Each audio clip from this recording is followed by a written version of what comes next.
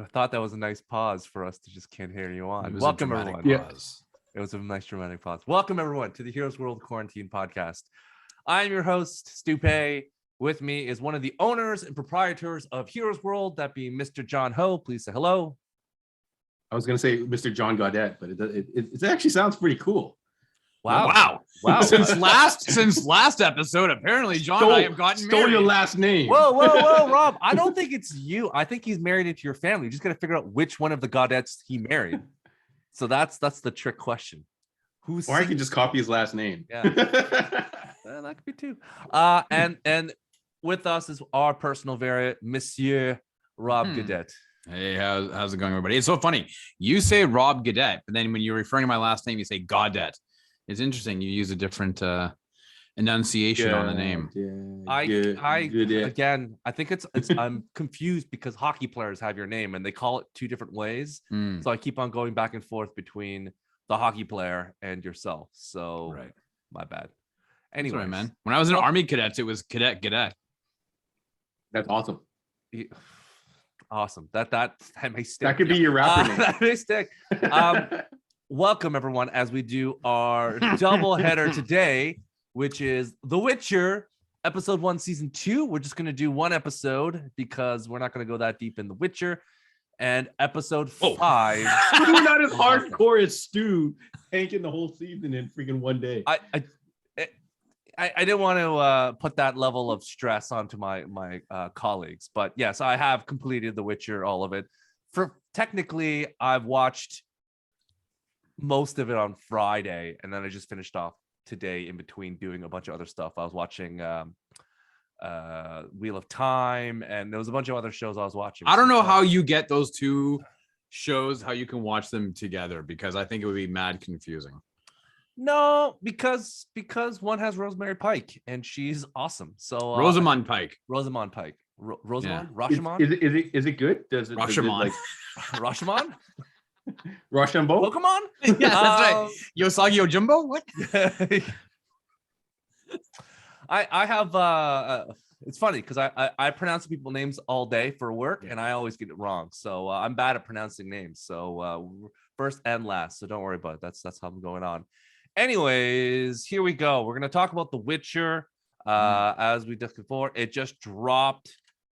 John, The Witcher, who we're going to drop some information. John didn't really watch much of The Witcher season 2. Rob and myself watched all of it, correct? Wait, you mean season 1? Season 1, I mean. Season 1, sorry. I watched it all. He just did this past week. He just watched. He caught up. He watched all of season 1. I tanked it all. Are we watching it all, or is this a Cliff Notes where you watched 15-minute summaries online? I legit watched them all, and then after each episode, I looked at a summary to make sure I didn't miss anything and try to organize. I still got mad confused the last like 2 or 3 episodes with when the time stream, when they started crossing the streams, and I was like, wait, what? And I mostly didn't understand where exactly Witcher was in the timeline, because he kind of looks the same, right? Right. Yeah. That was our biggest complaint of last season, is that you couldn't differentiate between the timelines. No one looked like they aged. Everyone looked the same. It's like, Dandelion looked the same. Everyone looked. Yeah, I wasn't sure exactly where they were lining up. So that was my I think the one thing was Yennefer in her elf form / Yennefer regular form. That was the only distinguishing timeline you could figure out as to who looked what. But nonetheless, we're going straight into Witcher, episode 1, season 2, A Grain of Truth. John, non-spoiler. No, it wasn't called Tale as Old as Time, or Be Our Guest. No, I swear that's what the episode should have been called. But yeah, what do you want to talk about in this episode? You want a summary? You got listen, I love the fact that Stu and I were committed to that bit, and I could tell you started sweating because neither of us gave any I hesitated. Got nothing. I hesitated for a second because I thought maybe everybody's frozen, but I'm like, what are the odds of it freezing? I just kept on drinking my water. I don't know. And you're like, I'm not even that thirsty. No. I know Stu sent Rob a cue and they both took it. No, there was no. And then you doubled down. I'm gonna do 2 Beauty and the Beast jokes. They gotta laugh at least at the second one. Nope. That's what the episode should have been called, though. It was very. I love it. I don't know if they're supposed to use like lore from like. So the previous season, since I just watched it, there's a lot of things that pop up, and there are these monsters that exist in regular lore. Is that like a Witcher thing? Is a Witcher like an actual fantasy type character, or did they completely create this for? They completely create this new mythos. Yeah. Okay. Yes. So so D&D, you wouldn't be like, I'm being a Witcher type. No, but the Witcher is based on the books, isn't it? Isn't this? But the Witcher lore is based on the books, but that book is based on like a guy just made it up. It wasn't like based on the 14th century. It's not an existing fantasy trope that they've taken, but for a lot of the episodes in season 1, they took existing fantasy type creatures, or are they all made up?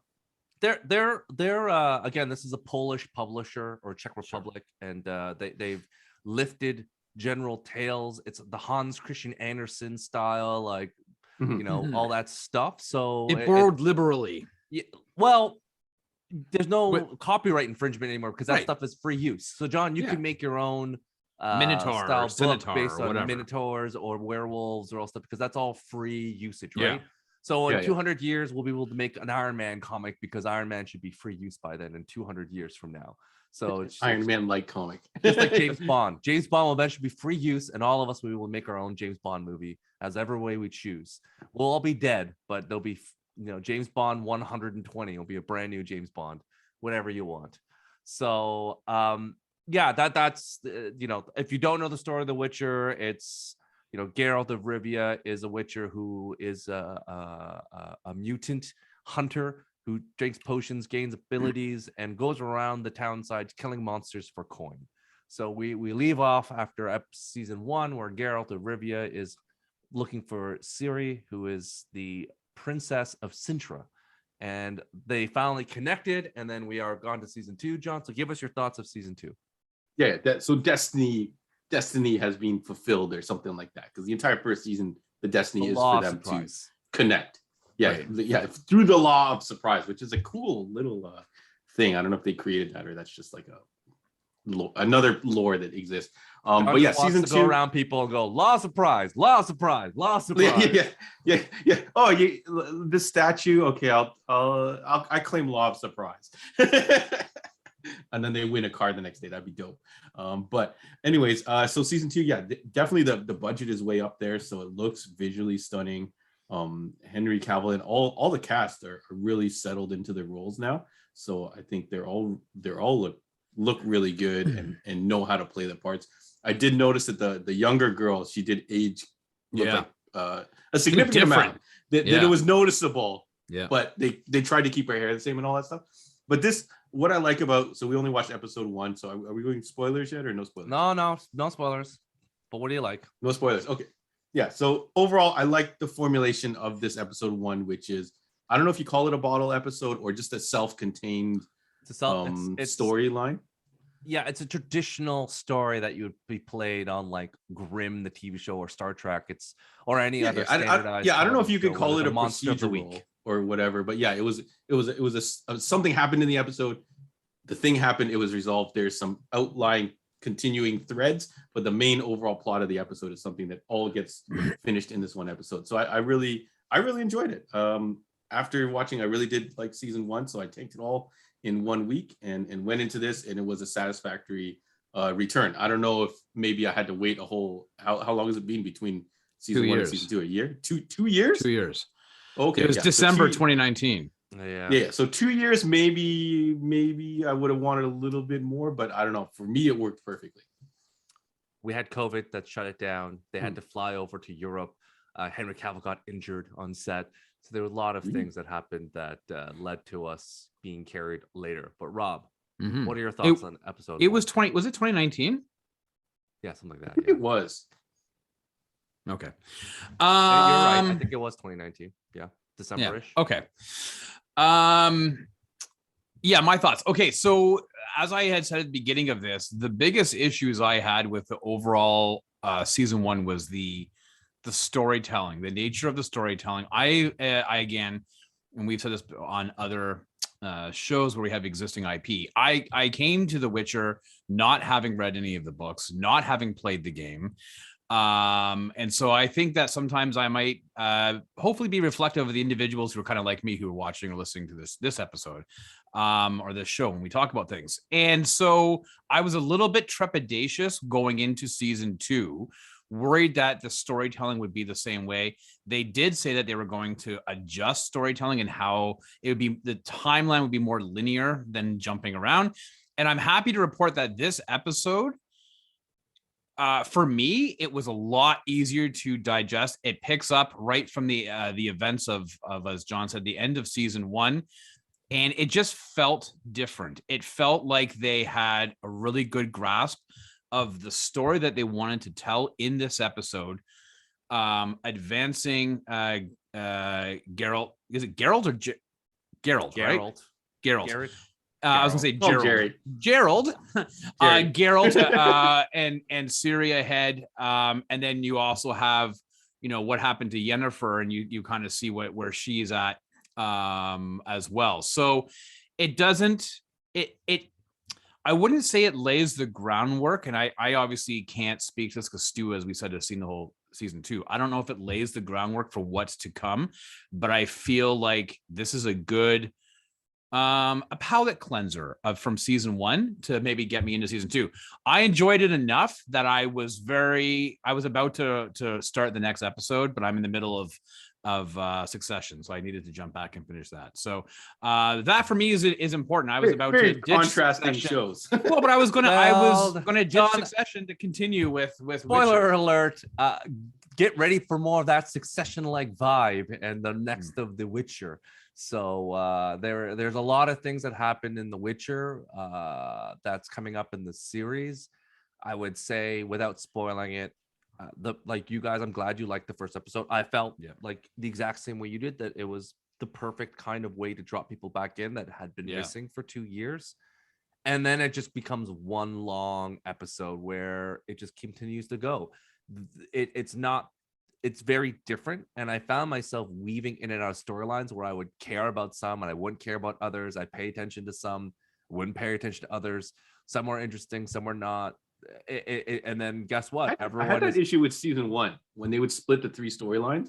I mostly only cared about Geralt's storyline, and then some of the other ones, and then it's exactly what you feel about politicky stuff once they find out that the series has these amazing powers. No surprise, everyone want her, so it's everyone's view as to why they want it, and the political positioning of everyone trying to seize ambition. So it becomes that thing where the trope of all medieval shows, it's like we start small.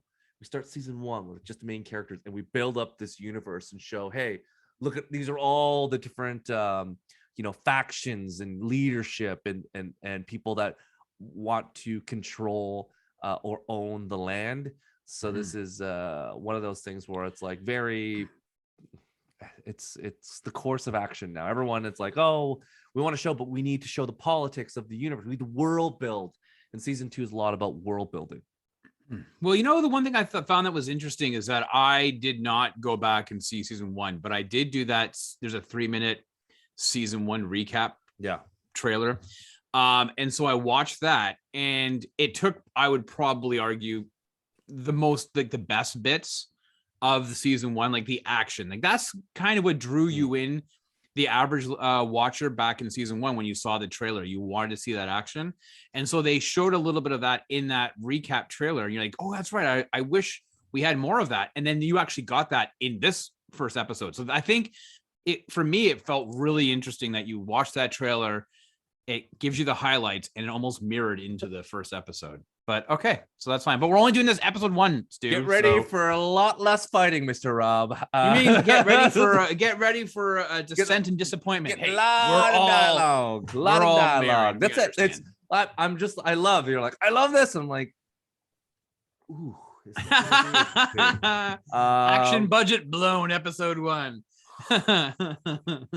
Episodes 2 to 8. Exposition.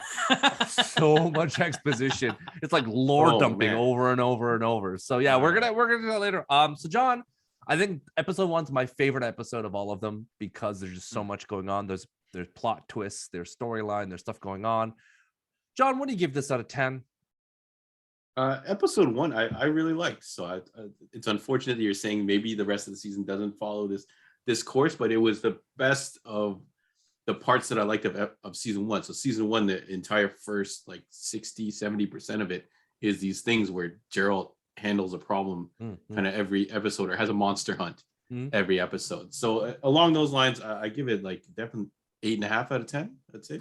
Rob, did you just essentially refer to Gerald as like Vanilla Ice? He's like, yo, he's got a problem. Yo, he'll solve it. Yo, he'll solve it. Yeah. So check out the hook while Rob revolves it. Witcher, baby. Ding, ding, ding, ding, ding. I'll do this the whole time while you're doing your ding, ding, ding, ding, ding, ding. No, but you have to get the rhythm right. You can't copy the Queen one. Right? Can we? It's again, we're gonna. It doesn't matter. We're gonna. I'm gonna give it an 8. Yeah, I'm giving it an 8, and I think that's just I enjoyed it. But guys, I've told you this before. This type of shit's not really my wheelhouse. Yeah, I'm a huge Game of Thrones fan, but I think I like it more for the politics. How is this not your wheelhouse then? No, because Game of Thrones is vastly different. The different. actual politics in Game of Thrones is vastly different than what we've seen in this, and what we've seen even in the Wheel of Time of the little of that I've seen. Yeah. And I would say the only thing that's close enough, so the only is would probably be Yellowstone in terms of its politics and backstabbing. Like to be able to take that idea, Succession aside, I'm talking about, it would probably be Yellowstone. So to be fair, John, Game of Thrones has had one of the greatest battles on television. The Battle of Bastards is one of the greatest. $6 million cinematography, like just the amount of work that went into that. You don't have to watch it. Just watch that fight scene, and you're like, yeah, good golly, it's tremendous. So I don't even think in The Witcher there's ever a battle that big. It's more contained to like smaller fights, because they tried to do the big battle at the end of season 1, but there's nothing as big as the Battle of Bastard fight. And Game of Thrones have had various different giant armies fighting. This is all The Witcher's always kind of focused on like the melee, like 1-on-1, 10-on-10 small, kind of like, I guess, not an Avengers style fight. This is a more small Daredevil, like a bunch of ninjas he's fighting. So it's a different scale. Okay, let's go into spoilers, John. I would also give it an 8.5, just by the way, as I've seen all the episodes. So I actually raised mine up by 0.5 after seeing the rest of them. Raise me up. John, spoilers. Give us your thoughts. So yeah, I thought it was pretty funny that it's kind of like, I feel like it was 100% a spin on Beauty and the Beast. This guy gets cursed and he has to live out his days alone. But I'm trying to think here. I don't know. Gerald's just too cool. So like he's gonna be my favorite part of every episode almost. But I do like that he's got like, you're biased kind of a towards Henry sidekick. Cavill. That's the problem. Yeah. You just like I don't Henry even know. Cavill, I don't know if it's Henry Cavill. It's his type of character. The character that he plays, I think, is really cool in his kind of his neutrality. Although he does seem to always kind of lean up, ending up doing the good guy thing. But it's nice that he's Michael Knight on a horse with long hair. All right. Yes, one man can make a difference. That's right. Yeah, if Roach had a red light or red eyes, the time when he had a mustache, he was not a good guy. But it's a thing. I feel like he still won that movie, but so technically he won. He won over the movie anyways. But yeah, every time that he's doing something, I'm definitely watching. I do like the other characters when they pop up. I thought. I knew this Beast guy was up to something, but it looked pretty good. He didn't look like Kelsey Grammer in X-Men 3 or anything like that. Like he looked like a pretty cool creature effect. And the set looked really good. Like I don't know what I could really pick apart of this episode. Yennefer got a little bit of story in it. But yeah, I don't know what else I would pick apart other than I just really like watching him go on these quests and stuff. But I did find it very funny, this whole Beauty and the Beast kind of parallel. Rob, your thoughts? Yeah, well, I mean, I also thought of Beauty and the Beast when we first saw him. So just to reiterate what I said earlier about this being a very palatable or a palate cleansing episode, is that it's simplistic in its nature, right? Mhm. The scene, the episode opens up with a husband, wife, and their daughter in the middle of a snowstorm trying to find shelter. And they start hearing noises and they're banging on doors. Please let us in. And all of a sudden they are whisked away and like spliced in half, and their bodies and entrails are all covering in the snow. And that starts, you're like, okay, there's some shit's about to go down. And then it picks up right from the end of season one of episode, the final episode of season one. And Geralt is with Ciri, and they're leaving the encampment of the battle, and essentially he's got to get her back to his home, his home base. And as one, as any, happens, whether you're watching Knight Rider or Down to the Littlest Hobo, they end up in the wrong place, at the wrong time, and they find themselves in the same area where this family were butchered. And there's a lonely individual who lives in this lack of a palace type structure, and it's the guy who looks like the Beast from Beauty and the Beast. He's got horns and everything else, and it's Geralt's old friend, who also, I believe, this guy was in Game of Thrones. He's just very cleanly shaven in this It's episode. our boy Yeah. Yeah, so you're like, whoa, that guy actually, he got no beard, and you like double take, like, this is what this guy looks like without a face. That's crazy. Facial hair, that's nuts. John would know him from the Fate and the Furious. Right. Yeah. John, do you remember who this is? You know who that guy is?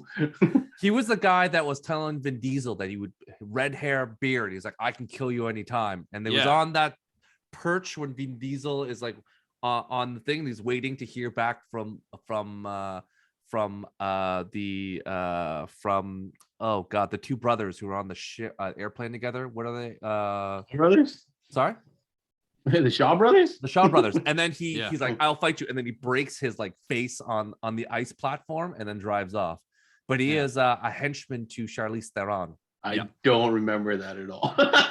So anyways, he turns out to be this guy. And it's a song and dance between Geralt and this character whose name I can't think of off the top of my head, about whether or not this man is to be trusted. And he seems to be telling some lies. Giants. Right. What did he do? What did he do to get cursed? He like raped the priest or something. He like did. that? Yes, that's correct. Yeah. He went on like some weird tear, right? And then like and then essentially you find out that things are not what they seem. Like every TV show, it's there's something sneaking around the corner, and it's up for Geralt to essentially take care of this monster. So like, I mean, I'm blowing through the episode, but I think that it's really easily accessible. So if there may be people who saw season one and were like, screw this shit, I'm not doing season two. I know, despite what you've seen or heard of Stu and his pantomimes of things going down, at least this episode was decent. Like 100%. I don't know what the rest of season two holds, but if I was to only have watched this one episode and that was it, I think it'd be okay with that. It was right. So I think they did a conscious effort to ensure that episode one was the most concise, cohesive, together episode, and then they're like, once we hook you, then the rest of it is like, who cares? It's like, here, try this free bag of gram of Coke, and then come back if you want some more. Or here's this TV show about a plane and there's a bear, and you get all up to like, oh, this TV show is great. They crash land and this stuff happens. Where are we? And then it just leaves you lost, confused by the end of the show. What are these numbers? Half it's never answered, but don't worry about it. It's okay. Murderous clouds. You like it. Shh, you liked it. So that's, man, that was cool. The one thing I did rave about in the first season was seeing Geralt, like the action, and we got to see a little bit of that in this one, right? So that was cool. The one question I had though is that he does not carry with him a utility belt like Batman, and yet he seems to be pulling potions out of nowhere and drinking them to get his He tucks them into his waistband. He does solve some of it in this season. Just for spoiler alert, he does carry like a bag with like people complaining because the Witcher in the game carries two swords, one that's like solid steel and like one that's like silver, right? Because each weapon is used to fight different things. Like humans use solid steel because if you just use a lighter metal, it'll basically chopped up by you fighting another dude wearing solid steel. So he in this season, as you go, he carries a bag and there's 2 swords in it. That's more reminiscent of the video game. When you walk around as Geralt of Rivia in the video game, you usually have 2 swords on your holster.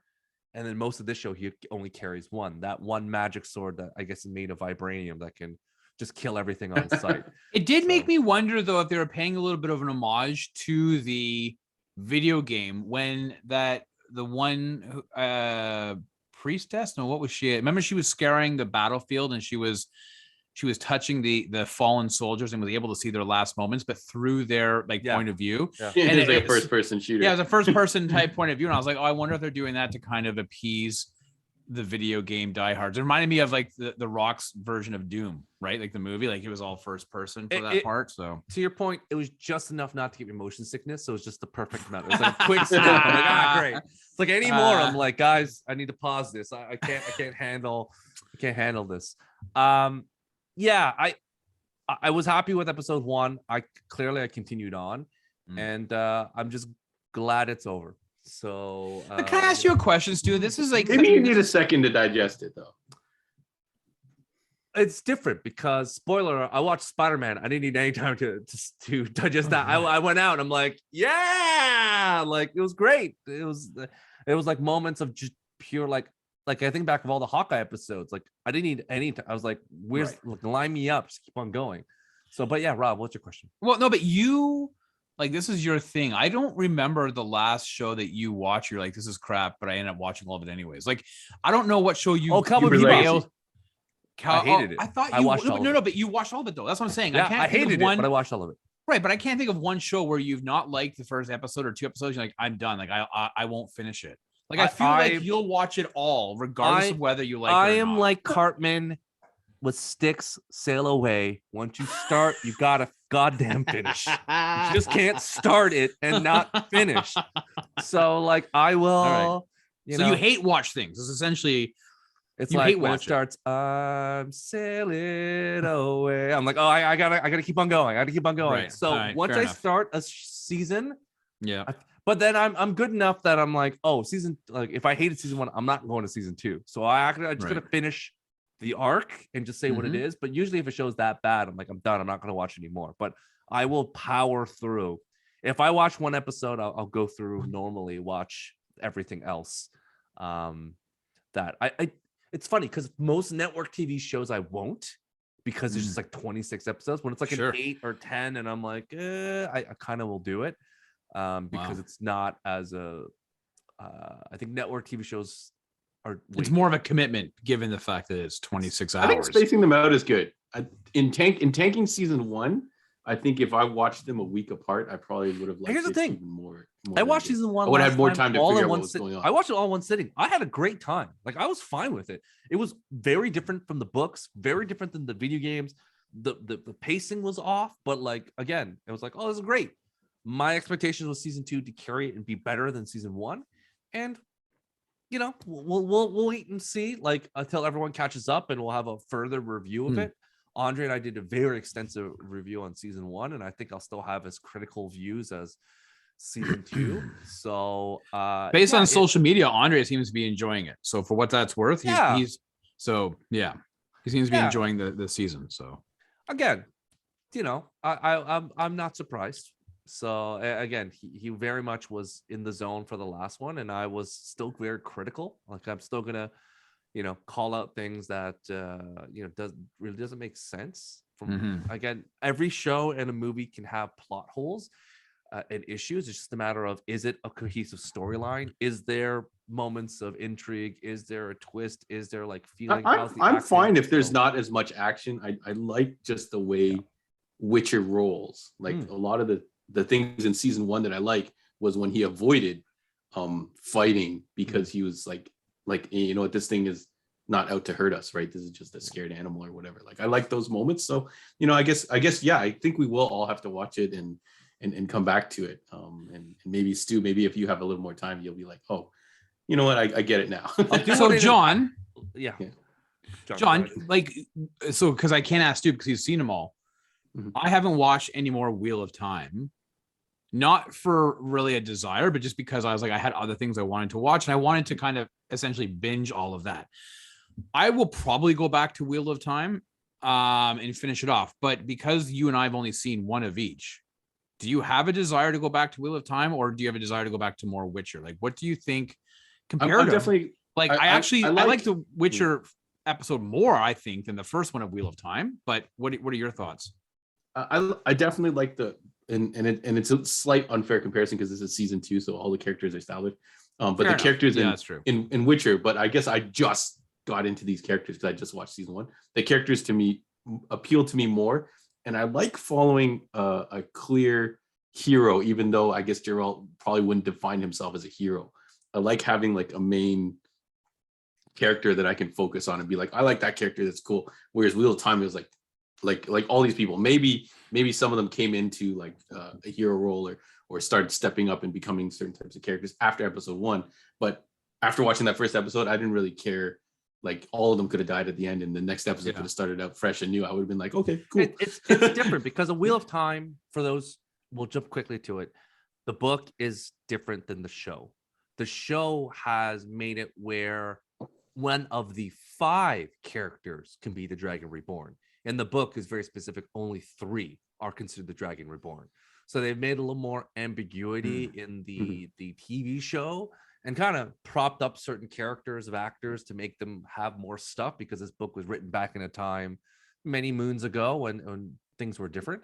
So yeah, which is also leaning on like lore that you know of, like this creature. It's a monster that you can kind of like grasp. Whereas Wheel of Time, you're just like, what the fuck's going? Like, it's a concept that they're fighting. They're all ridiculous in their own way. Like the convergence and calling each different, basically a multiverse, each planet a sphere. It's like we're gonna go to each different universe. We're calling it a sphere. So like there's the same thing. It's like, oh, this monster came from this sphere. I'm like, great, okay. It's fine. It's just another multiverse, just like 616 or just like Earth Prime or Earth 2 in the DC universe. It's just everyone calls it their own way and their own thing. So we'll go back. I'm interested when we do our year-end review to talk about all these shows again, because it'll be interesting to see what, if anyone remembers anything. I do, but we'll go. John's got nothing. I'm looking. I just have to write a list of everything we've seen, and then I'll be like, oh, as long as I write the list of things that we've seen, then I will remember them. But I have to remember what we've seen first. It's gonna be rough. It's been a lot. Nonetheless, I would still say if you haven't watched The Witcher, watch it. It's fun. It again, even what we didn't really spoil that much. It was like, oh, it's Beauty and the Beast, whatever. So yeah, I would say watch it. If you like it, dig into episode 2. Just a reminder, episode 2 is going to be like episode 3. This can be like episode 4, and it's going to be all like the same to the end. So whatever, if you don't like 2, just prepare it, because it's going to be like that for the rest of the way. The rest of the way to the end. There is no real monster of the week anymore. That was just episode 1 monster of the week. Everything else is just stuff. So there we go. We're gonna jump to Hawkeye now. So Hawkeye came out, episode 5, named John Ronan. It is the pinnacle episode, 42-ish minutes in length, leading up to episode 6, the finale. Keep rolling, keep rolling. Rob's got his driving the car down. That's right. Yeah. Are you waiting for John to say something? Yeah, we might be a second. Yeah. Honestly, honestly, the problem is John's done so many poor jokes. I've run out of water. Like this water was at the top, and I've been chugging. I'm trying to use up. I'm using up your water. So do you not remember what happened? I remember. Yeah, I remember. All right. Yeah. So let's talk about. It feels like it's been a while. John, without spoiling the episode, is it continually matching your level of expectation? Is it keeping the pace? Okay, yeah. Wait, hang on. When last we remembered everything, John was doing a score out of 10. Every episode thus far was 10. Will John maintain the combo breaker? Let's listen in as he gives his decision. We're not rating yet. We're gonna give us your thoughts of the episode, John. Yeah. So thoughts on the episode. A little bit slower, I think, than the other 4. We're on 5 now, right? I Yeah, I labeled just an said Do episode you know wrong. what episode you saw? Yeah. No. I can't remember when I made the thumbnails or not or whatever. So I'm like a little bit off. So yeah. So episode 5. So the other 4 episodes, I'd say this is a little bit on the slower side of those episodes. Despite that, we do get a good action sequence, and they do cover a fair amount of ground. I think there's still a lot that they're going to have to cover in this final episode. So I think it has been released that it's taking the full hour or 59 minutes or something along those lines. 52 or 55 minutes. Yeah. I think 55 minutes length episode. Okay, so yeah, so I feel like there's a lot more to cover. I feel like this could be the halfway point of a full season of a show, but maybe they'll be able to wrap it all up. Big reveal at the end.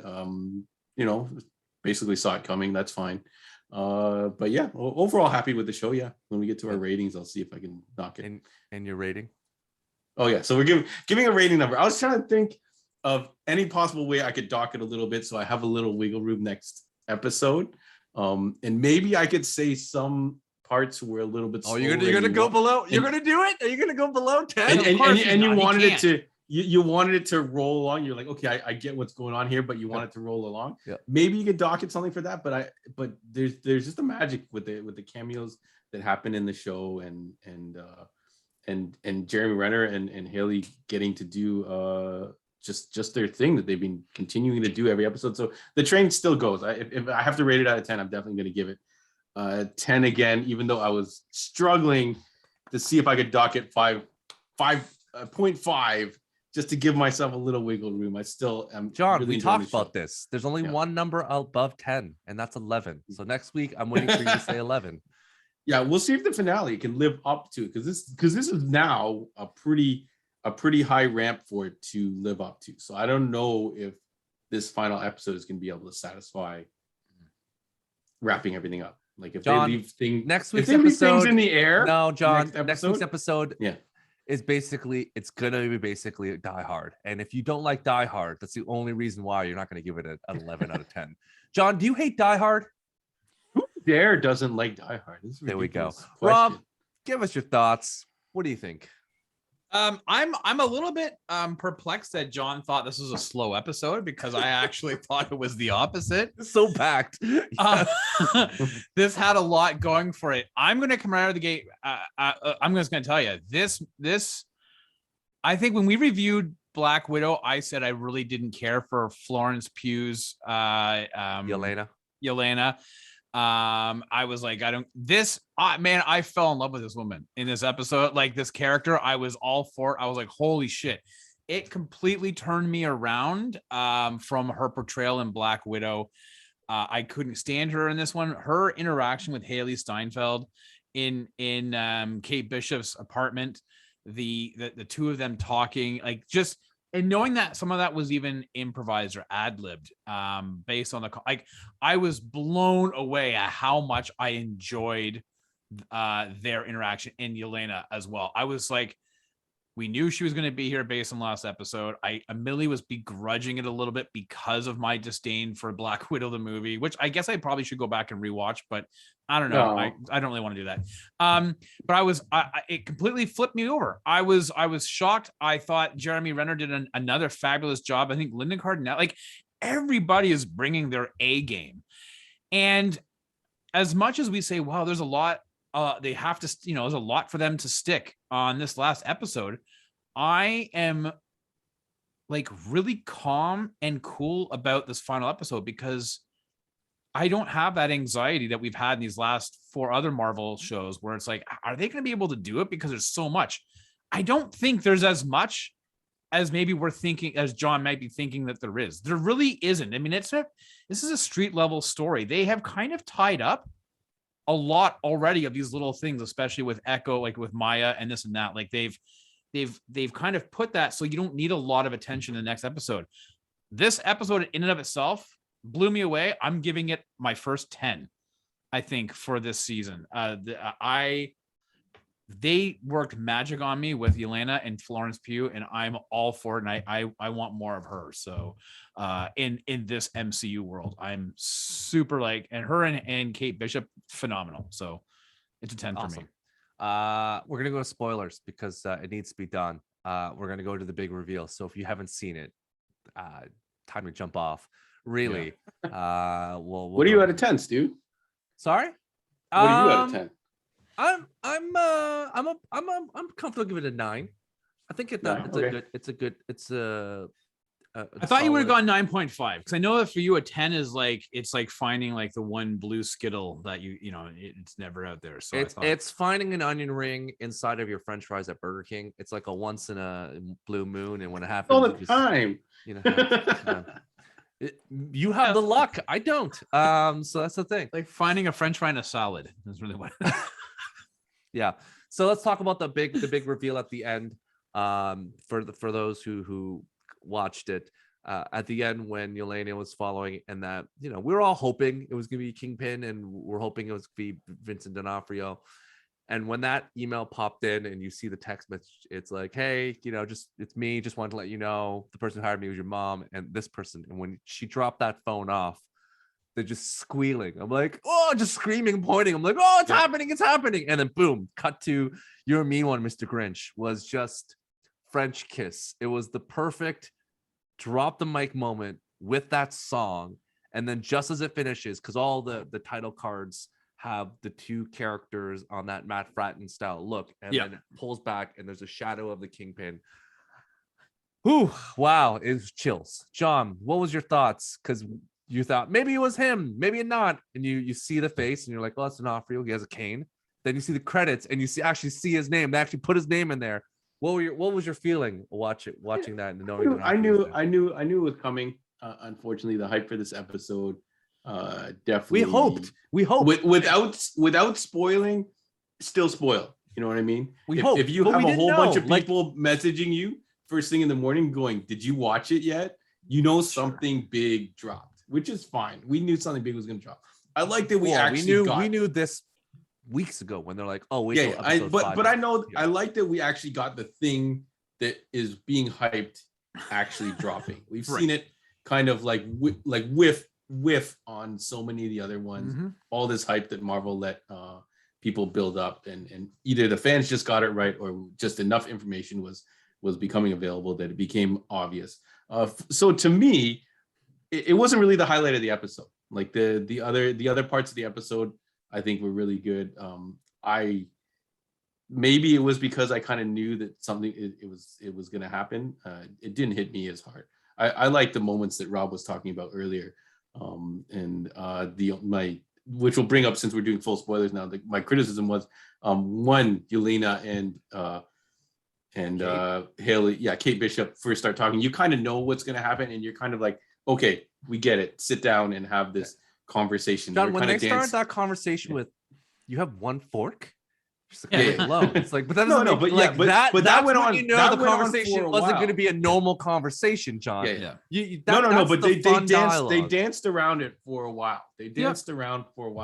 But there's a magic in it, and it did work out. And Florence Pugh, I feel like she's almost overplaying this character. Oh wow! Like her personal charm is, I guess, coming through too much, maybe. That you're just being drawn to her. I don't know if this character was that charming in Black Widow. She was just as charming as in the. She was good. Widow. She was good, but I don't know if she. You just had I don't know if she was aware of it. That damn movie to watch her. The problem is, Rob, that you had to watch a 90+ minute movie, and you had 8 minutes of Florence Pugh, and then you had 82 minutes of just stuff you had to deal with. If you just fast forward and watch her scenes, you recognize, oh yeah, this is the same character. Like this is great. Yeah, she's definitely my favorite part of that movie. But I think now she's gonna become like, if this character isn't in the final episode, we're gonna be upset, aren't we? Oh, she's in. You know what I mean? She's become such a big, because they haven't had the conversation. She kind of basically stole a lot of the spotlight. You couldn't call that episode a Haley and Renner episode. Now you have to call it the Florence Haley and Renner episode. She took that much of the spotlight. I don't think feels like a main character. I think to John's point though, there was a lot of attention put on Pugh. I mean, if you think about it, even the very beginning, it was 5 years ago. Like that whole scene, right, where they thought they were rescuing another Black Widow, and they fight with her in her house, and they dose her with the serum that you see from the that is a And she's carryover like, from look the at this movie. house. And then she goes, "You guys thought it's my house, and this is what I do." And then Yelena goes to the bathroom to wash her face, and she gets snapped away. And then she comes back, and that was like amazing because like you see all of a sudden the stuff come back, and then you see like the paint in the bathroom, the wallpaper, it all peels away and unfolds, and it's a new. I was like, that was cool, man. Like it just looked awesome. They did it already in WandaVision already with Monica Rambeau. Let's not they have this technology. No, It but I'm just exists. saying it looked really cool when they like for this and it, you know, really. So I thought that was great, right? So I think to John's point, I think this is a very Yelena heavy episode in comparison, but I think it served the overall story well. Probably for the series, she'll be in the finale and sets up a whole bunch of different shit going forward. Yeah. Dark Avengers, whatnot. Who knows? There's lots West Coast Avengers, buddy. You know it's Great coming. Lake Avengers. Great Lake Avengers. That's the super secret. I get it what you're saying. I think she was very good in this episode. I think at the end of the day, they couldn't hype up D'Onofrio's cameo scene at the very end because they're like, they don't want to, you know, just like a certain movie that's come out, they don't want to ruin the surprise people discover on their own. So they're just like, hey, you know, let's just misdirect people a lot of stuff. So like not take away rumors, not address everything, just kind of let people kind of go at it and see what happens. It was too bad though, because you guys saw it earlier in the day, and I don't usually watch, like I won't watch them until the evenings, right? Like with my son and I, we watch them like around 7:30 or 8. But D'Onofrio like tweeted out, like the end title card, the screenshot, like he's like, "Oh, good to be back," and then all these people retweeted it, and he did that like at, I don't know, 10 a.m. Eastern time. So like, if you're just going through your Twitter line, and I'm like, all these like people that I follow were like retweeting it. And I was like, oh, did he get shut down like Florence did? Florence tweeted her appearance. Oh, she was on Instagram. Episode. Different. Yeah, she was on Instagram. And she got like banned. she got shut locked down. out of her account for a couple hours. Yeah. So I don't know, but yeah, so that kind of, but I mean, we knew it was coming, but you know what it was? It was really nice. But it was still a good story. It was still a good reveal, even if you knew that it was coming. It was. But that's what. Yeah, it wasn't that great though. Point in the story. Yeah, it wasn't just a random drop. Like, I bumped into this guy. It was part of the story. If Andre was here, he would say it, like he would complain about stunt casting. This was organic to the series. This was like, hey, the big guy, there's a guy on top of it. He alludes to it. It's like, hey, organized crime. They started small. It's gone bigger. Like they've alluded to this criminal mastermind that runs New York. So it's not a surprise. It was just like, again, we saw the hand and we saw the cufflinks and it was a white jacket. We heard the laugh. Like they've been slowly kind of doing it. But again, I think we're all prepared for the Charlie Brown situation where they take away the football and we get our hopes up, and it's you know, guess what? It's another dude, and it's what if he doesn't show up in the next episode? You know what I mean? Like that. I think the trailer that shows the cane walking and the thing. So I haven't watched that trailer. I know there's a trailer for the final episode. I've refused to watch it. I only watched it because 2 weeks ago they showed a trailer of Jeremy Renner, and I think first trailer too was him in a white jacket running through like an area of people, and it showed them in Rockefeller Center. So like I saw it like 3 weeks ago. I'm like, oh, maybe this is episode 5. And once episode 5 came, I'm like, oh, I guess this is episode 6. It doesn't matter. I already kind of know what's ahead of me. So if you watched any of the trailers, like after like before the show came out, there are snippets of that are still hasn't released, which is new. Unless you have Marvel. a really bad memory. And no, because it's interesting because usually Marvel is like, oh, they like I watched it because I'm like, oh, typically Marvel doesn't do tell you stuff that's like, if you look at WandaVision, look at everything, it's like, oh, everything kind of in the first 3 episodes. But this is shorter than all those series. This is the shortest of all the series. Like Falcon and Winter Soldier was only 6 episodes as well. So typically, and that one too, they gave the trailer and everything was in like the first 3 episodes. He got nothing else. So I assumed they're gonna do the exact same. So I didn't feel, now I'm like, I don't even want to watch any more trailers for Marvel because they've kind of, you know, maybe they'll do stuff. So I think listen, even if you are, you know, if you haven't seen any of these trailers that Stu's referring to, just the very end when Kate shows Clint the photo of Eleanor Bishop and Kingpin, and he's like, yeah, that's the guy I was afraid of. you know, like he referenced this guy that he's afraid of a couple of times in the YMCA building or whatever it was as well when he's talking to his wife. So you know that he will be a presence. Now, I don't expect him to be the central bad guy in this. Like, they are going to tie a lot of stuff up, but they are laying the groundwork. This is going to be a complete series, but they are laying the groundwork for future projects or properties. And I think that that's the best way to do it.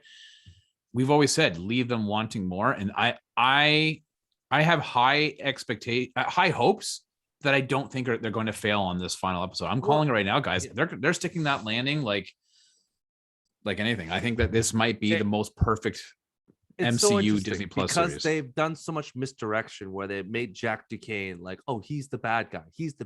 And last week on the pod, I was like, oh yeah, he's gonna be Ronin. I'm wrong. Clearly, it was Jeremy Renner. He just murdered him. And the handlebar mustache. And like, oh, it's got to be the guy with the mustache. He's always the evil guy. And he was like, oh, it's not me. Like, even the way him like being handcuffed is like, oh, it's not like him being so calm. It's like, it's not me. I will take care of it. Blah blah blah. Like, I knew I was like, oh, he's not. This was the whole misdirect. Like, you were making us feel like he's the bad guy. He's not. Yeah, we were waiting for the swordsman, and maybe we get him in the final episode in some capacity. I don't think. Maybe not. No, Jack Duquesne could be gone for the rest of the season. You can't fit all this. You can't fit all of that into the last episode. We can, but like it might not work. John, we can. We might have an issue. They do in Justice League. They just throw everyone together and guess what? It's going to work. Does it work? You just need a 4.5-hour cut. But that's a no. You need Nordic singers. Thank you very much. Yes, they just pick up his clothes as he comes in and out of the water. I thought it was interesting that they did the misdirect. Like, I don't think he's going to be at all. I think it's going to be like Eleanor was the main bad guy. It's going to be Eleanor all along. Eleanor all along. It's going to be the Kingpin. Like, the two of them. She's going to take the fall, and the Kingpin's going to carry on. It's the thing. It makes me wonder now that people are like, oh, maybe Jeremy Renner, Hawkeye's wife, is like Mockingbird. I don't think so. I think she might have been like someone who was either an informant or someone working for the Kingpin who left, and maybe that's the reason why she's like afraid, like, or they know of him. Like, she was either someone who was like a cop or FBI that was like in the organization that was snitching and then had to like undercover and had to leave. Maybe that's the reason why she knows as much as stuff. So what about the interaction between Hawkeye and Haley? Is it Haley? Yeah, like Echo, right? Like that Maya. was Maya. Sorry, not Haley. Haley's Maya angel, right? Sorry, Maya. Like, that was a great scene, right? Like, meet me. When he shoots the arrow, and right, the guy there. They were singing that song in the bro van, and the arrow comes through, and they're like, oh my god, and then it pops open this like little note. I like the meta conversations. Like, they're calling us the Royal Tannenbaums, like talking about the tracksuits. Yeah, like I was dying of like that thing. And they're like, well, we're the tracksuits, and they're like the Royal Tannenbaums. We're not the Royal Tannenbaums. I'm like, oh, this is so good, good. And then that scene, right, when he takes all those guys out that are waiting to kill him, and then he has that conversation, and they fight, and he's like, listen, I'm telling you, like, he didn't say that he didn't kill her. It's just, I was told by an informant, your boss someone gave me the inside scoop. Yeah. And then she put it together. You think it's the guy is the brother character, right? It's probably Cassie. Yeah. So I think that's really good, because I think if rumors are to be true, she is going to maybe have a redemptive arc in future unknown series. I don't know. That's funny you say it, because redemptive means she's done something wrong. She's done nothing wrong. She's essentially she's the head of a gang. Yeah, but we haven't seen her murder anyone or do anything. All she's done is just kind of been there. So she's tried to kill people. I would like tried, Rob. One guy didn't murder anyone yet. Tried. So that my whole thing is that yes, she has intent, but she hasn't done it yet. So, but she's also been told by the Kingpin spun a certain tale. So like she's been manipulated. He kept on saying like, we are the same. She's like, you're a monster. It's like, no, we are weapons. When manipulated in a way, we do things. So it's like the same. I thought it was a great scene between the two of them. Yeah. And guys, I'm gonna say, like I said, we've said this a couple times in the past. For a very first acting job for this actress, just nailing it. Like honestly, like they found the perfect person to play this character. She's just nailing it. So yeah. So I agree. I think I'm excited for episode 6. You know, we all love Die Hard, and I'm excited to all the stuff that's going to happen. And they're wrapping up a bunch of storylines, and that's hopefully we'll go through. I loved, just like you guys, the whole conversation of them in the burnt out her burnt out house. the mac and cheese, The hot sauce, that the conversation they had was perfect. I think there's a good dynamic between the two of them, and chemistry. And again, it just shows when you put really good actors and give them some decent conversation pieces, things can turn out really well. You know, it doesn't have to be rigid, it doesn't have to be all exposition, but there was nice stuff in there. So oh man, even Hawkeye taking, like, going up to that plaque. Yeah, you know, here marks the spot where Earth's Mightiest Heroes came and saved the Battle of New York or whatever. And you listen, and he takes his hearing aid out, so he can't hear anything. He just has a quiet moment between him and Nat. Like, honestly, John, like this is, I don't know where you thought this was slow. This was phenomenal. Like, I don't. My like criticism them. was the dancing around the conversation. You're like, I get it. These characters are they were showing off a little. Like Florence was showing off her charm a little. Like you could have got more to the point quicker. Not like, obviously we all enjoyed it, but I'm just saying that was. Yeah, but like, it was almost like a cat playing with a mouse, almost though. Yeah, no, exactly. Yeah, but you know, But in a good it felt a little. John, like this is John complaining that the car of his dreams is perfect. He has to buy new rims. He's like, I have to buy additional rims for this vehicle. Oh my goodness. And then I'd be like, John, I don't like that. You're just showing off. Why you gotta buy new rims? Your car's perfect. Why you gotta add that racing stripe? Show off. So you know, I would say, do you think anything is in that Ronin costume other than it's just a appearance sake? If I could talk, or do you think it enhances his, because Hawkeye definitely leveled up his fighting when he was wearing that Ronin suit, taking apart those guys. No, I think, but maybe it's because he had but we haven't seen anything like that from. Well, but I think Hawkeye, though that right? Though that he takes on a character, it's a different fighting style. If you look at it, simple fact that he doesn't even use a bow; he's using a sword. It's a whole different style of fighting. And so when he puts on that costume, he embodies the character of the Ronin, which is a completely different fighting style than what he is when he's Hawkeye.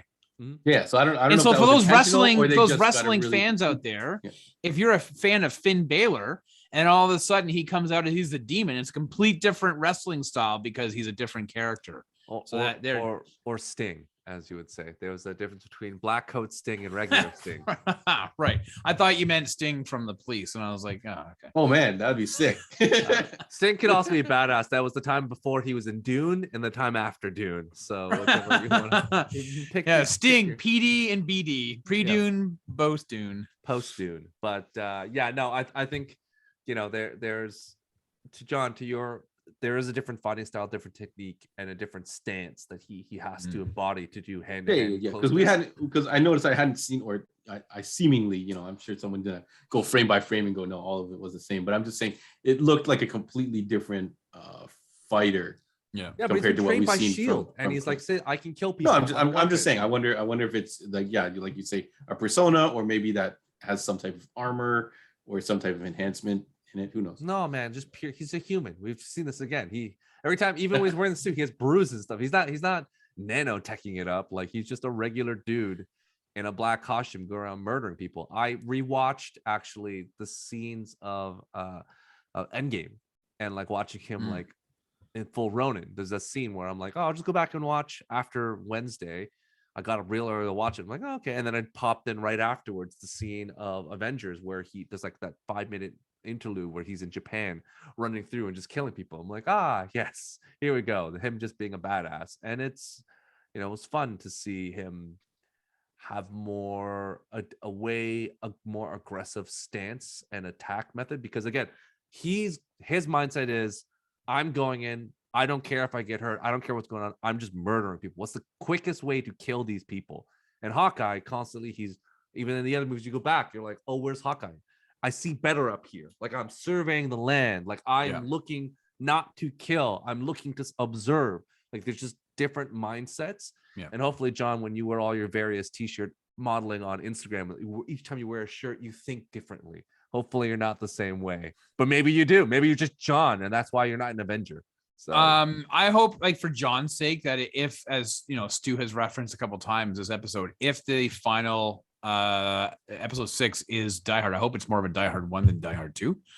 based on a hotel, I think you're safe, because it's a company Christmas party, right? They've talked about it. It's like, oh, you're so good, Kate, at the company Christmas party, right? It's a company Christmas party at Rockefeller Center, so it's just basically, hopefully someone just takes down Jimmy Fallon with an arrow. Or is Jimmy Fallon in New York still? Or he is. Yeah, he's like, I'm like sitting there laughing. It's like, so what do you guys think? What do you have any predictions then for next episode? I hope they have a larger fight in the SNL floor, so they can actually fight, and you're like, live from New York, Studio 8H. No, but seriously, do you have any predictions of what we're going to see? I think it's going to be that. Will anybody die? How's that? No one's going to die. No. I think you don't think Hawkeye swan song? No. I think they will infiltrate. They'll know it's Helen. They're going to infiltrate the Christmas party. Yelena's going to be there. They're going to fight in the. She already mentioned too. I always wanted to go to the Christmas tree. Is the Christmas tree good? It's like, oh yeah, the Christmas tree is great. They're going to go in front of Rockefeller Center at the Christmas tree. They're going to fight there. The tracksuits are going to be there. And then the Kingpin is going to show up, and then it's going to, the Kingpin's going to know Hawkeye. So there's going to be a fun moment there. There's no way Renner and D'Onofrio are not going to have a conversation. I'm telling you, there's a lot going on. So I don't know if they can accomplish all our hopes in this final episode, right? I think they will. I've actually never been, like I said before, I've never been as chill for a season finale that Marvel has put out this year than I am for this one. I have no concerns. And excited. I think that is, yeah. I'm excited. I have no concerns. And every, we can go back to, and I would, if the listeners wanted to go back to every episode 5 or, before last episode that we've ever done on these things, we've always said, how are they going to do it? We're running out of runway.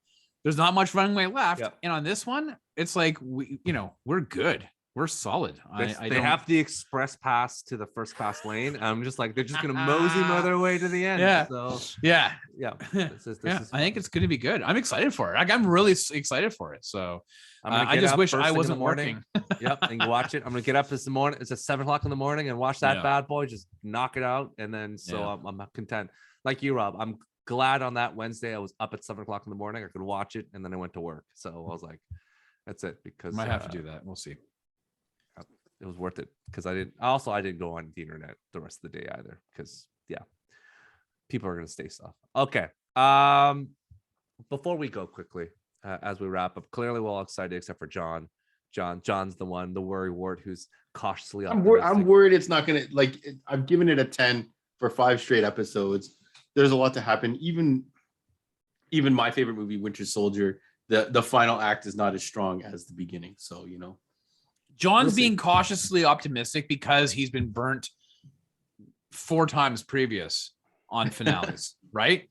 WandaVision, Falcon and Soldier, Loki, What If. So I understand his trepidation. Typically the ending, even most of the movies you like, the ending, like I said, Winter Soldier, the ending is not as strong as the first 2/3 of the movie, 100%. You can't even argue that, I don't think.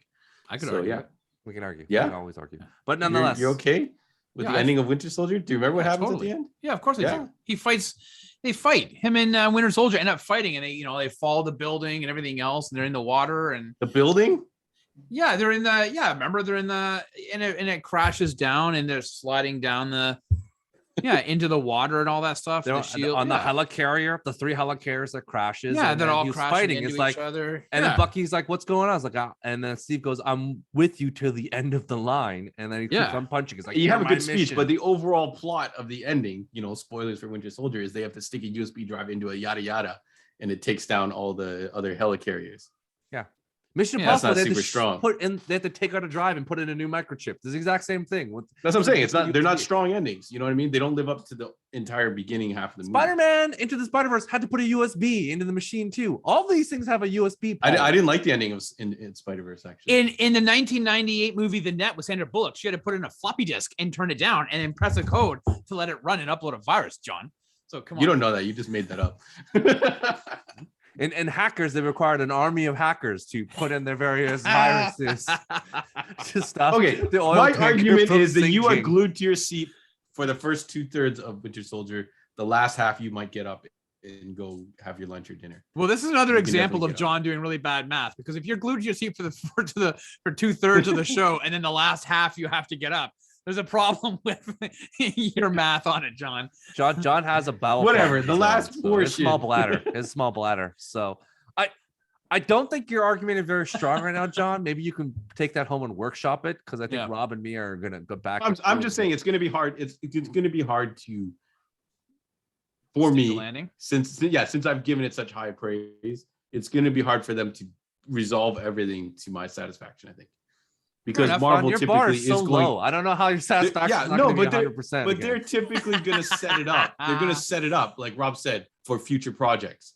So there's I going don't to be a know. I lot of think stuff. this. I feel like Hawkeye's a one and done season, but That's maybe what I'm I wrong. thought. That's what I thought. But I think you're right. I think they're going to set it up for a whole bunch of future stuff that we might not see resolved right now. And they haven't announced a new Black Widow movie or anything like that. You know what I mean? So No, I said earlier here is that this will resolve this series, but they are going to lay the foundation for these characters to be in like they will.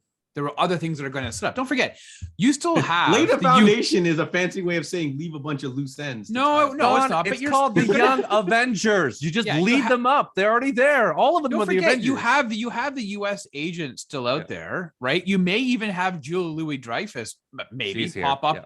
up in episode 6 in some capacity, right? For something with trying to recruit Kate That's Bishop. too many people to throw in episode 6 now. No, I'm just saying you never know what's going to happen, John. But I do think that you're not. This is not going to be one of those situations where that's the end of Kate Bishop. That see you later off into the swan song.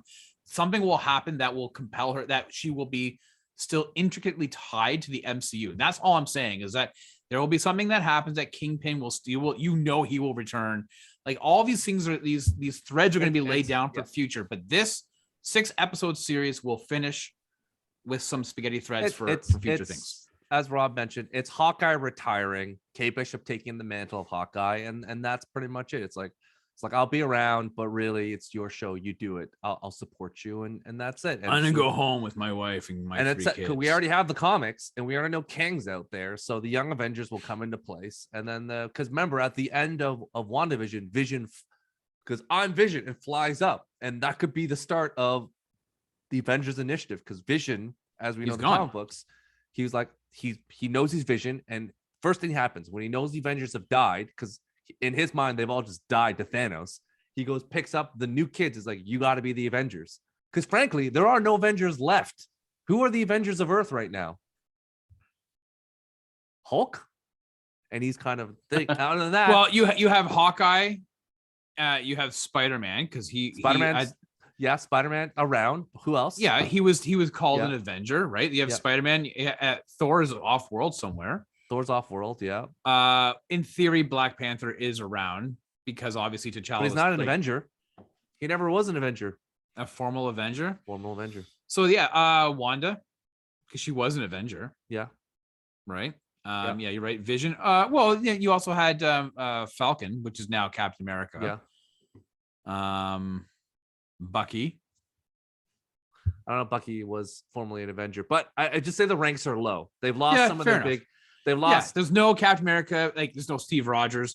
There's no Iron Man. Again, Thor's, who knows? And we do know the Hulk is around. So, but yeah, you're right. They're laying the foundation for these young Avengers, right? Because we know She-Hulk will be coming with Ruffalo as well. So Yeah, but we don't know what the shape of the Hulk is after, because he's still in the sling from what you saw from using the Infinity Gauntlet. So he's still maybe not the same as he was before. And I thought that he didn't have that sling in that trailer for She-Hulk. He had no. He did. So Shang-Chi Okay. he does. So he's sitting there with Captain Marvel. And Captain Marvel's still not technically an Avenger. She's just like a, in case of emergency, beeper. So Right, she's- break glass. Yeah. break glass. So I just feel like at this point, you look at the roster of Avengers, and there's not many. And Yelena technically is part of the Dark Avengers. Yeah. So she probably isn't part of that team. So you look at it, really, the Yep. Avengers are down to a skeleton crew of people with no backing of Howard or Tony Stark. So you know, it just makes sense that that's the thing. They're gonna go do it. And Wanda's kind of out MIA as well. So I wouldn't really count her as she's, you know, in a mountain somewhere reading books. So, and Doctor Strange When last we was saw her. and Doctor Strange is not an Avenger either. Technically, That's he's true. just there. Yep. So, Yep. So we'll see what happens. All right. As I jump, and I was deviated from my question, but as we have a couple minutes left, I want to ask you: as COVID numbers are rising, the variant of Omicron, movie slates are set, Omicron. but they could be pushed back again. Spider-Man over this weekend has made $200 million, which is shattering. But that's just before like theaters have like put restrictions and stuff. Like it's gonna make some huge headway, even though there's restrictions, which is bonkers because that's how many people want to watch it. But the new slate of movies set up in January, February could be either pushed back. Oh my God, Morbius. So I feel They missed their chance. They could have dropped. They could have dropped a week or so ago. What are your thoughts on this? Because, you know, all like quickly as you know. Do you have a list? Because for me, like the biggest thing that I can think of that I'm really looking forward to coming out in 2022 is the Batman, and that's beginning of March, I think, right? March 7th or something like that. So I don't know what's coming. I mean, I know Morbius is supposed to come out in January. I think there's a couple other ones. I'm like, oh, all right. And then February, I don't know what is. I will tell you. John, do you feel like anything's gonna be pushed back? Like even the movies for next week seem in peril. Like yeah, but the Matrix though is dropping on HBO Plus in the US, HBO Max, so it's not gonna like it's Kingsman. No, that they're releasing that. They should just cancel that movie. No, they're releasing it. That's a direct-to-video movie, anyways. So January, a movie that we talked about, Scream, is coming on the 14th. Is that going to be pushed back, or is that going to be just we're going to drop it? It doesn't matter. Who cares? No. Can I tell you why? I think that listen, we're doing this from the entertainment aspect of things. For those who are listening, I don't know if you're listening from anywhere outside of Ontario. So in Ontario, as of the time that we're recording this, on Sunday, theaters are down to a 50% capacity, and you're not allowed to eat or drink while watching your movie. But there are no restrictions happening in the US. And I say this respectfully to all of our US friends and fans and listeners, but it feels that from friends that I do have down there who are down there visiting, it's as if the mindset of that is COVID is no longer a thing in the US, but that's the numbers are obviously showing that's not true. So I don't foresee there being a rollback of a shutdown of a lot of these things happening in the US as we are currently facing right now in Canada. Rightly or wrongly. So whether you agree that there should be some closures or shutdowns in the US or not, or you don't agree with what's happening in Ontario or other parts of Canada, then that's fine. That's whatever. It's your own thing. But I think that I think that these movies will go ahead. The only caveat I would say, if I could put an asterisk, is if by the end of January, beginning of February, shit has really hit the fan, even more so than it has now, Warner Brothers will take Batman off the slate and throw it into the summertime sometime, I think, or fall. Yeah. Morbius is January 28th. Yeah. That thing's moved like 7 times. Like they missed their window. They could have dropped like a month or two ago. I think they would have hit a sweet spot. Because Uncharted drops on the 18th of February. Oh, really? Eh? Yeah. So that's really the next, and then March 4th is the Batman. Yeah. So those I'm gonna say 2 big titles then. I sorry, Morbius fans. As much as I would be down to see that movie, I'm not counting as a big release. So you've got Uncharted and the Batman. January, it'll all depend. The 8th. Yeah. Fantastic Beasts, and we're Fantastic Is Beasts: also Secrets of April. Dumbledore is April the 15th. Yep. And then that's Doctor Strange is May. May 6th. Yep. Yes, Multiverse of Madness. Yeah. And then So we'll see Thor what is, like, happens. is July, I think. Yeah. Or like Thor. Lightyear is June the 17th. Transformers: Rise of the Beast is June 24th. No, that got moved. Transformers. That got moved to 2023. 2023. Yes. Yes, it looks like it's 2023. And then and then Thor Love and Thunder is July 8th. So yeah, we're gonna see if things move around again. It's probably not as much as it was for Bond. Nothing is moved as much as James Bond. Oh no, New Mutants, buddy. No. Well, we had New that game Mutants already. There's been and- even more, but nothing that matters to Rob, because Rob didn't right. care about New Mutants. No, I think we'll find this will be a better question to probably address into January. Although I think we in Ontario are feeling a definite push on things. I don't know if our neighbors to the south are taking it as seriously. So for what that's worth, whether they should or not, it's not here to debate. It's just a different ideology right now. So I don't foresee anything based on how things are being said. There's literally no buzz at all at this point about moving any of these movies. So We're gonna find out. And then John, what do you think? Shazam comes out in the end of July as well. So No, that's or 2023. Black Adam. Sorry. I think what Rob's saying is right. It's isolated to us right here in Ontario, who you can see the memes online when they're like, "How long was your lockdown?" and they're doing on a clock. Yeah. And then they hit Canada, and then they're like, "Woo!" Well, it's not just us; it's parts of Europe too, because there were people that it was either Finland or Sweden that the theaters basically shut down on the Thursday release, and they're like, "Yeah, you can't see Spider-Man." Everyone's like, "What?" It's like, "No, and they basically refunded everyone, and like, "You can't watch Spider-Man." And they're like, "What?" Like people were like in front of the theaters ready to go, and they're like, "Yeah, no, that's gone. No options for you." So, crazy. But unless the U.S. starts going down, then I think they're going to go on as scheduled. Too many things in motion. I will say though that Saturday Night Live this week being hosted by Paul Rudd, they made changes last minute that there are not going to be any audience members, and it's a reduced cast for the winter finale because of this Omicron. So if that is definitely a huge change for them. The numbers in New York are quite high. So that's why I say January will be very interesting, the full month of January, to see what happens. So, hey man, we're doing this on a when, who knows, but on Saturday night the Leafs game got postponed. So, Vancouver NFL games are being postponed. NBA games have not been there yet, but European soccer games have been postponed. So it's a thing. So we'll see. I think that again, they were, this is a very transmittable disease right now. It's higher than before. So we will see what happens, but it does not looking great for us. So here's the question though, because The Matrix is dropping this coming Thursday or Wednesday, the 22nd. Yep. It's also dropping on HBO Max in the US. Yep. Do you think that this will there'll be an effect on The Matrix because it's I think they're going to spin being it. released? I think the people at Warner Brothers are going to spin it to be like, oh, it's because of COVID and blah blah. I think, unfortunately for this movie, that the reviews have slowly been trickling out, and I think there's going to be a very polarizing feel of people.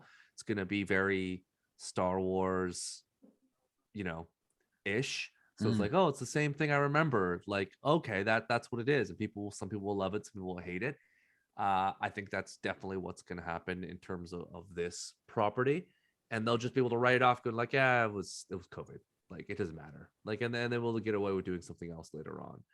I just don't know if people care about The Matrix like they do Spider-Man. Spider-Man is a force. It's Well, it's a cultural and the buzz of all the lexicon. things that happen. Yeah. I was lucky enough to see it on Thursday. People in my theater were going bonkers, like screaming and yelling and clapping when things were happening. think I'm more hyped for Matrix, to be honest. Okay, cool. Are you now? So then my question to you is, and this is a very serious question, John. When The Matrix comes out, you will not be able to eat or drink while watching that movie in a theater. will you still go to a theater if you are forbidden from consuming any type of beverage, or do you think you can sit through the movie without? Because for me, this sounds absolutely stupid. I have a tough time thinking I can go in the theater, pop back my leather chair, and sit there and watch. With that, I feel like I'd have one of those things where I'm like, I'm feeling parched. I need to drink something. Like there's no concessions. Like they are locking it all off. So do you think? I don't know. Maybe it's the time that you go, but it's not necessary for me. I like to buy concessions for the experience and to support the theater and kind of like all. Well, that's how they make their money. The inner workings and the machine. Yeah, I know a lot of it is if they push those concessions, that's where they make their money. That's where they can keep people employed and things like that. So I love. Even though it is pretty expensive, I like doing that. So it's unfortunate that we can't support in that way. But yeah, it's not necessary for me. It's nice to have the drink. I usually don't drink all the drink because I don't want to pee in the middle of the movie like a lot of the guys that go with us. You gotta take a pee break. You guys have the bladders of 6-year-olds. I don't understand. Yeah, and this is why the whole conversation, Rob's like the first half of the movie. John leaves the bathroom. That's why half the time he's like, "Oh, the third act is always weird because I just leave. I don't know what's going on. And then I see a urinal and I come back and the things have happened. Like, I don't understand why the third act is always so weird. It's as if, some things have happened without my knowledge. So, wow. Yeah. I'm curious, John, to get your reactions. Hopefully we'll be able to put our pod out to get your thoughts on Spider-Man, because I went in super jazzed and I walked out just like everything. I'm like, man, this is great. Everything was good. So I had no problems whatsoever. So anyways, we'll get to it. I have such I'm definitely not on that really crazy hype train that Rob's I have on the whole such time. low expectations. I'm not giving you any indication, John. Yeah. I have such low but before the Matrix. movies, you were on the hype train for sure. So I think the Matrix. Yeah, I just have such. You such do low- that, Rob. But when you were like, "Hey, your tickets were in peril," you immediately bought another set of tickets and ended up keeping 2 sets of tickets. and then he went back twice. watching it. Yeah, I've watched it Within twice. the span of 12 hours, you've seen it twice. No. That's No. correct? Well, 48 to be hours. fair, 48 hours. Come on. So not to spoil it, Rob watched the first one under duress. He had some I things was. happening. It was Yeah. not. He was not in the right frame of mind. No. And then he was able to watch it, in a relaxed Saturday morning, and probably had a better experience. I was So- actually able to eat because I still was allowed to eat and drink. Oh, I was gonna say a snackless experience. No. Now I should wouldn't watch be it able for the to. third time and see if they're missing snacks. I think even the third time you'd be fine. Anyways. We'll talk. I'm not going to ruin anything Yep. else. No, John. we'll talk about it. It's fine. Yeah. All right, John. Tell us where we can find you on the internets and in the desert of the real. Yeah. So if you guys are looking for Christmas stuff, we're open. So I'm gonna be there. This podcast is airing Sunday. I will be here Sunday because of the holiday, and I want to help you get that Christmas shopping done. And if you need things shipped, even if it's not on our website, hit me up. I can get that out to you or your loved one. I can even wrap things up and ship them to it. I'll make it happen. But you're running out of time. We've got. Yes, you are. We had people coming in today looking for things that in a normal easy circumstance would take us maybe a week, maybe 2 weeks. So for me to get it before Christmas is pretty much not going to happen, unfortunately, right now.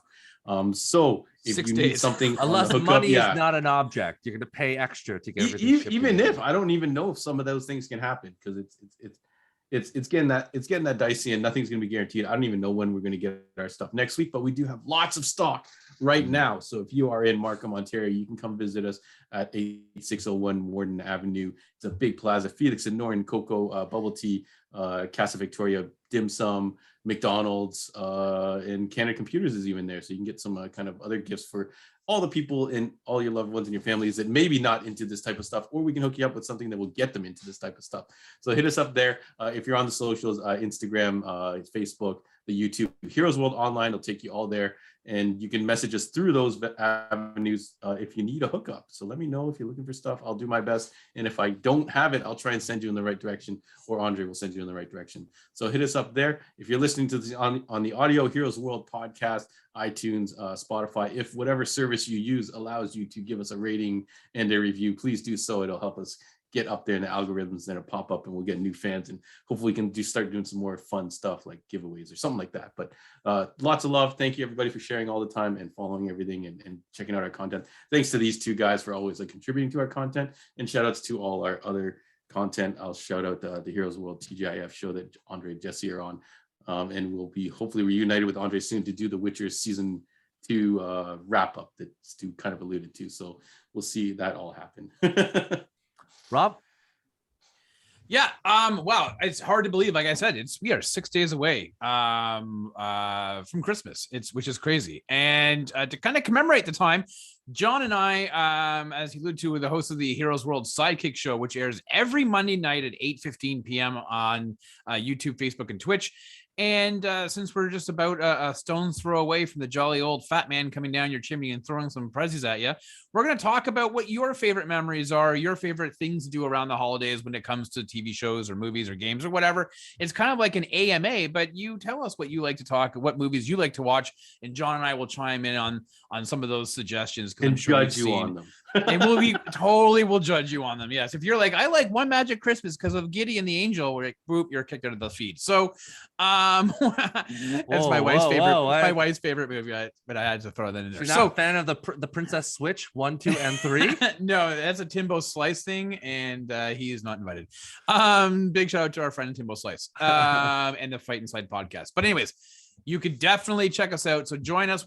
It's going to be a little bit of a Yuletide, givings. And John and I are going to be hanging out and just chatting with everybody on their Christmas stuff. So definitely tune in the Heroes World Sidekick Show Monday night, 8:15, YouTube, Facebook, and Twitch. And we're looking forward to seeing everybody. Awesome. Thank you so much for joining us today. As always, we appreciate the support. Any small or big purchase, John and Andre would be most welcome and it'd be most helpful. Be safe, put on your masks, be super, hopefully able to see your friends and family, but again, be very safe and cautious and have a good holiday. We'll see you soon. Bye, everyone. Nanu.